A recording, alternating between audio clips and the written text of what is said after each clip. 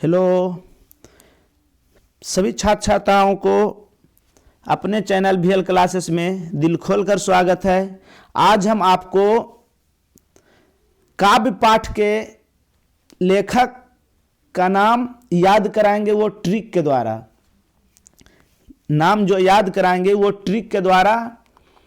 इससे भी सवाल आपके बोर्ड परीक्षा में आएगी, फाइनल परीक्षा में आएगी, इसलिए 1 से 2 बार इसको सुनिएगा तो आराम से याद रह जाएगा। कहानी टाइप के हम आपको सुनाएंगे, इसलिए ध्यान से इसको सुनिएगा, आपको याद रह जाएगा। पहला आपका क्या है? गुरु नानक राम नाम बिनु बिरथे। ऐसो हम लोग बोलते हैं गांव देहात में, गुरुजी राम नाम के बिना कुछ नहीं जग में। राम नाम के बिना जग में कुछ है ही नहीं। मरने वक्त भी राम जी का याद करते हैं और जन्मे वक्त भी कहा जाता है। इसलिए गुरु जी राम नाम बिना कुछ नहीं जग में, राम के नाम के बिना कुछ नहीं जग में होगा। दूसरा है रसखान प्रेम आयनिक श्री राधिका। प्रेम में रस होता है, प्रेम में रस होता है। सबको ये बात कहता है कि प्रेम में रस होता है। ऐसा रस होता है जो दुश्मनी को प्रेम में बदल देता है। अलग अलग दोस्त लड़ जाते हैं तो कहते हैं प्रेम से बात करो, उसमें ऐसा रस है कि दोनों फिर एक हो जाओगे। समझ रहे हैं ना? अगला क्वेश्चन है घनानंद। घनानंद नंद सुधो, सुधा माने अमृत, सुधा माने अमृत। नंद जी जो है अमृत का ही स्नेह करें देंगे हम लोग को, बीज थोड़ी देंगे, अमृत का ही स्नेह देंगे। इसलिए नंद जी सुधो, अमृत का स्नेह देंगे। प्रेम घन स्वदेशी के।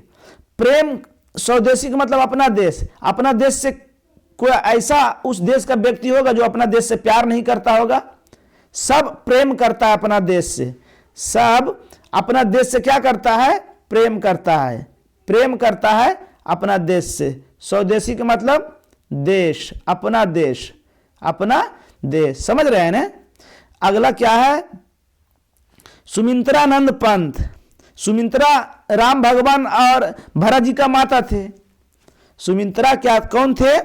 राम भगवान बोलो या भरत जी का बोलो, दोनों का माता थे सुमित्रा। समझ में आ गया? आगे देखिए, आगे आपका क्या है? रामधारी सिंह दिनकर। रामधारी सिंह दिनकर, दिनकर जनतंत्र का जन्म। दीन का जन्म जो होता है दिन में होता है, याद रखिएगा।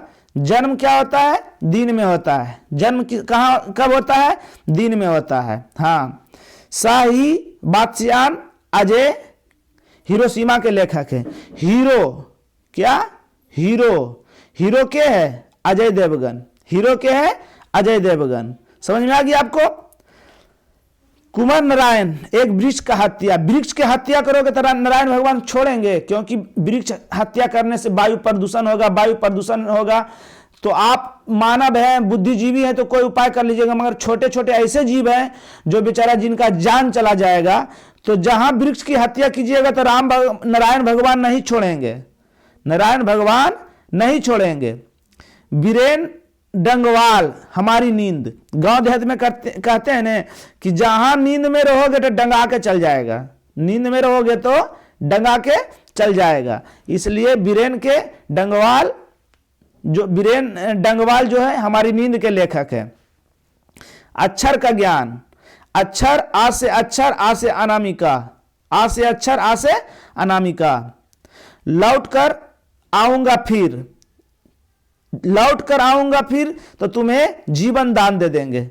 लौट के जैसी आएंगे ने तो जीवन दान देंगे। अगर लौट के नहीं आएंगे तो आपको अभी जीवन दान नहीं दे सकते हैं। इसलिए लौट कर आएंगे तो जीवन दान दे देंगे। अगला, मेरे बिना तुम प्रभु।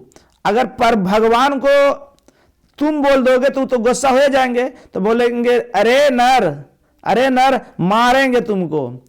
हमको तुम बोलता है, आप बोलो। तुम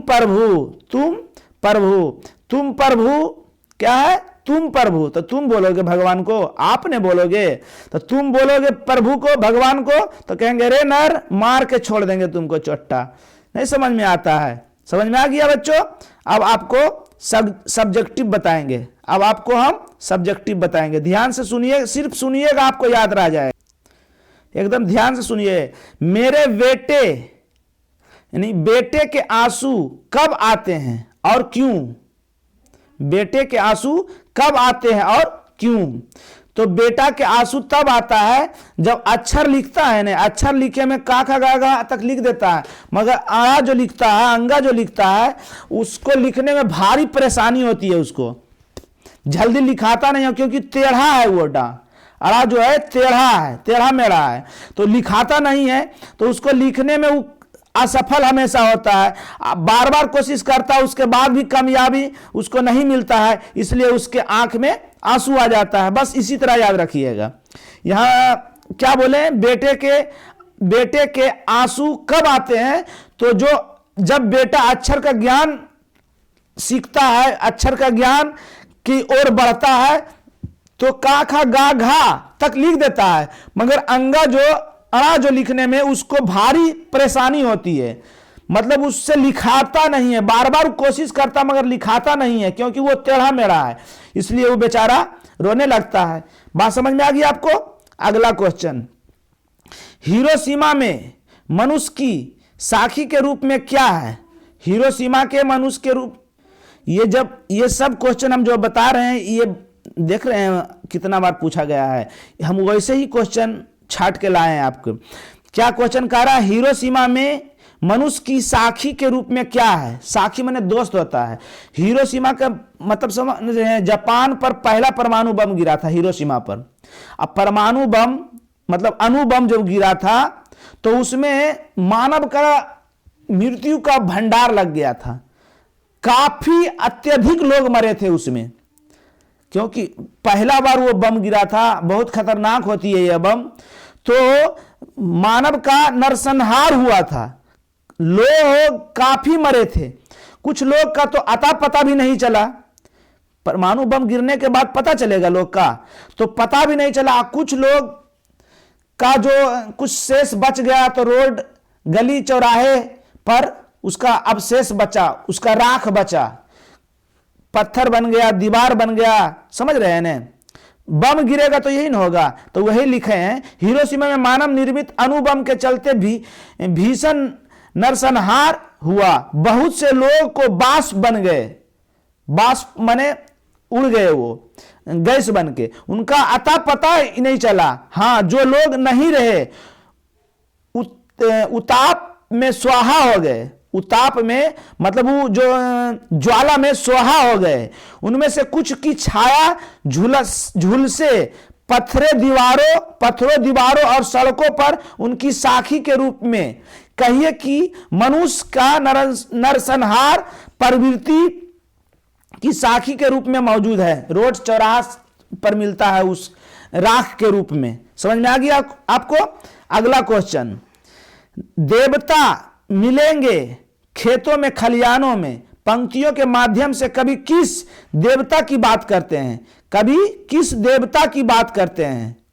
सुनिए, दिनकर साहब ने देखिए कितना अच्छा भाव दिए हैं। देवता मिलेंगे खेतों और खलियानों में। देवता कहां मिलेंगे? खेतों और खलियानों में, क्योंकि गांव देहात में 75% लोग गांव देहात में निवास करते हैं, और जिसको पैसा हो जाता है बेचारा शहर चले जाते हैं। तो शहर कौन जाता है? जिसको हम लोग नेता बनाते हैं। तो कौन चुनता है? जनता ही नहीं चुनता है। कौन चुनता है?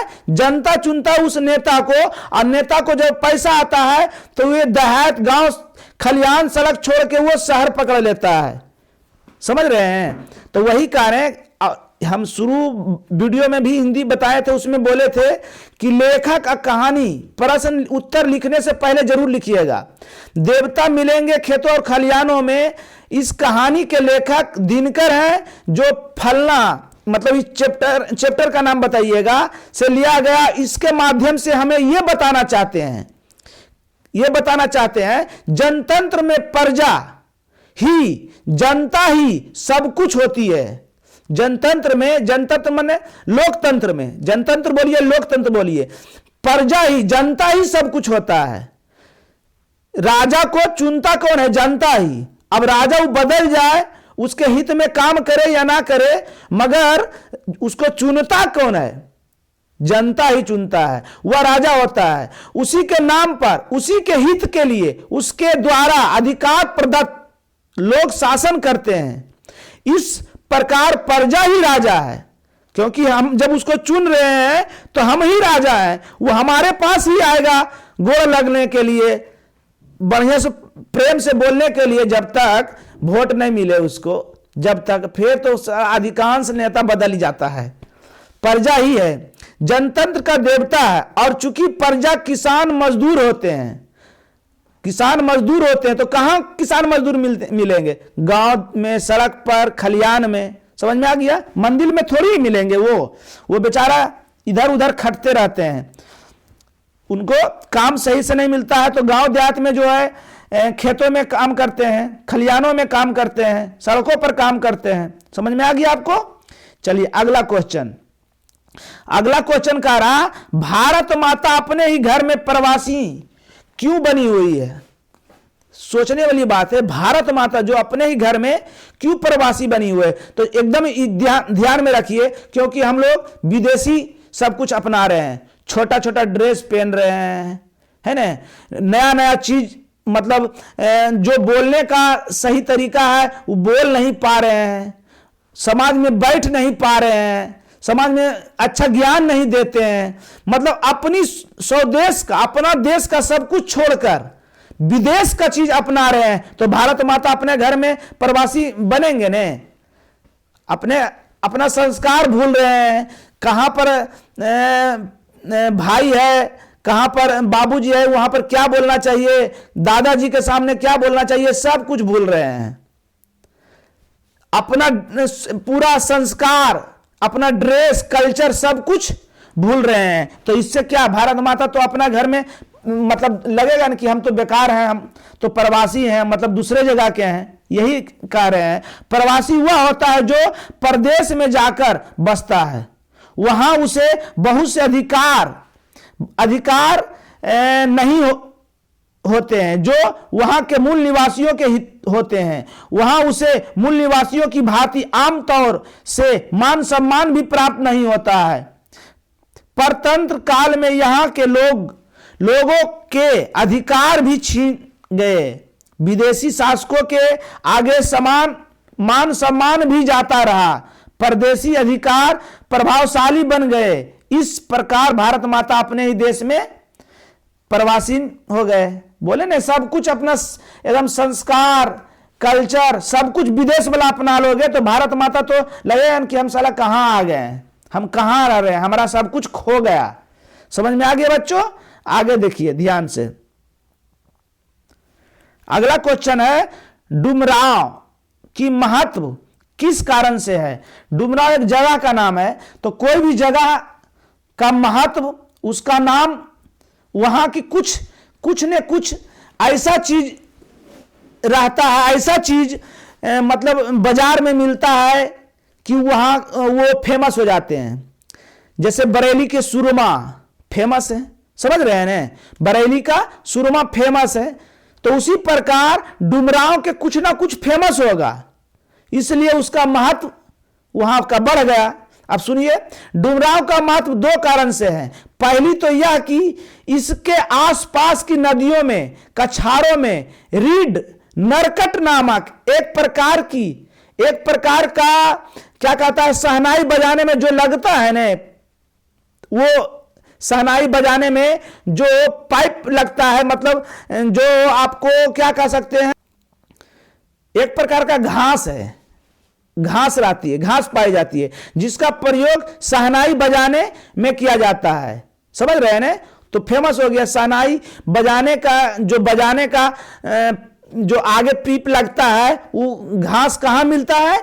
तो डुमरांव में मिलता है, इसलिए भी फेमस हो गए। दूसरा कारण यह है कि शहनाई के शहंशाह बिस्मिल्लाह खां किस वाद्ययंत्र से संबंधित है? शहनाई, ये हम लोग का कंपटीशन में भी बराबर पूछते रहता है, आप किससे भी ऑब्जेक्टिव पूछ सकता है। बिस्मिल्लाह खां का पैतृक निवास, पैतृक में दादा पिताजी सब वहां के ही निवासी थे, वहां के ही निवासी थे। समझ में आ गया आपको?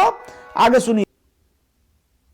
हाँ, तो वहां उनके पैतृक निवास है। इसके परदादा उस्ताद सलार हुसैन यहीं के थे और इनके खानदान के लोग शहनाई बजाते थे, इसलिए वो फेमस थे।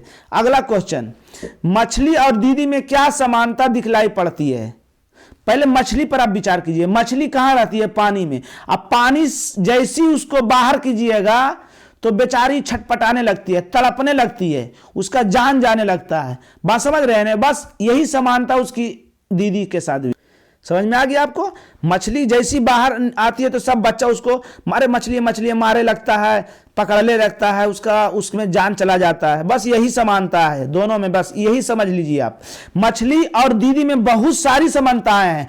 मछली जल में रहती है, दीदी घर में रहती है। मछली झोले में तड़पती है तो दीदी घर में छटपटाती है। मछली पानी से निकलने पर पिटाती है और दीदी घर में पिताजी से पिटाती है।